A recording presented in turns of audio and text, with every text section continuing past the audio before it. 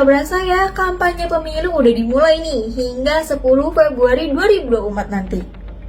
Nah, selama kampanye ada aturan-aturan yang dilarang buat kampanye. Salah satunya itu tempat yang dilarang buat kampanye nih. Kira-kira tempat apa aja ya yang dilarang buat kampanye itu?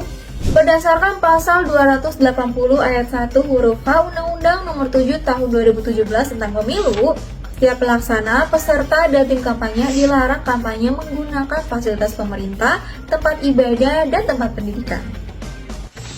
Jadi, dilarang berkampanye dengan fasilitas yang dipunyai pemerintah, seperti kantor pemerintah, kendaraan dinas, alun-alun, lapangan upacara, dan lain-lain. Lalu, ada tempat ibadah di Indonesia seperti masjid atau musola, gereja, pura, vihara, dan kelenteng atau lintang. Dan ada tempat pendidikan di Indonesia seperti sekolah dan perguruan tinggi negeri atau swasta. Tapi kenapa ya tempat yang disebutin tadi itu nggak boleh dipakai buat kampanye? Pastinya ada alasannya nih Sohib. Yang pertama, kalau kampanye menggunakan fasilitas pemerintah itu akan membuat sulit pemerintah dalam bersikap netral pada semua peserta pemilu.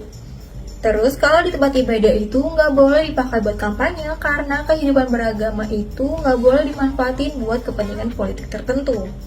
Dan dilarang kampanye di tempat pendidikan itu karena dalam menunaikan kecerdasan bangsa, para pendidik seharusnya bersikap netral. Kampanye di tempat pendidikan berpotensi membagi institusi-institusi pendidikan ke dalam berbagai aliran politik. Jadi, biar nggak menimbulkan persepsi negatif terhadap pemilu kampanye, lebih baik dilaksanakan di tempat yang netral dan non-religius. Buat mendorong partisipasi dari seluruh anggota masyarakat. Kalau ada peserta pemilu yang kampanye di tempat tadi, gimana?